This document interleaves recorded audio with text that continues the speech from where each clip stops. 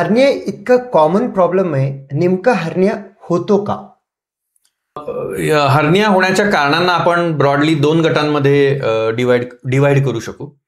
एक आहे ते प्रत्येक व्यक्तीची शरीराची ठेवण, हा एक गट असू शकतो.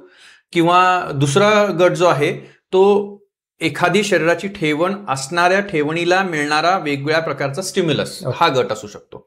आता शरीराची ठेवण जर आपण धरलं तर प्रेग्नंट लेडीजमध्ये जर मल्टिपल प्रेग्नन्सीज झाल्या असतील तर त्यांच्या पोटाचे जे स्नायू असतात ते कमकुवत असतात, त्यामुळे त्यांना हर्निया होण्याची शक्यता जास्त असते.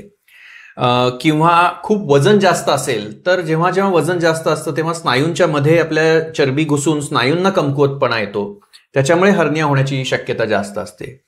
किंवा पुरुषांमध्ये त्यांची अंडाशय ते लहान असताना त्यांच्या पोटामध्ये असतात आणि जेव्हा जन्म होतो आपला तेव्हा ते अंडाशय पोटातनं खाली जातात, त्यामुळे तो भाग कमकुवत राहतो.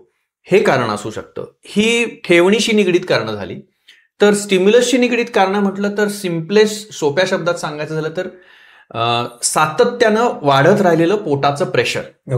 मुळात हर्निया हा आपल्या पोटाची जी समोरची बाजू आहे तिथे होतो आणि ह्या समोरच्या बाजूमध्ये जर कुठे कमकुवतपणा असेल आणि त्याला सतत मागून सातत्याने वाढीव प्रेशर मिळत राहिलं, जे क्रॉनिक कफ, वर्षानुवर्ष असणारा खोकल्याचे पेशंट, दमा किंवा क्रॉनिक कॉन्स्टिपेशन, वर्षानुवर्ष पोट साफ होत नाहीये म्हणून खूप जोर करायला लागत असेल, मोशन करणे, ही जी कारणं आहेत त्याच्यामुळे ही हर्निया होण्याची शक्यता जास्त असते. म्हणजे मग जर कमकुवत शरीर असेल किंवा वजन जास्त असेल आणि त्याला सतत प्रेशर लागत असेल.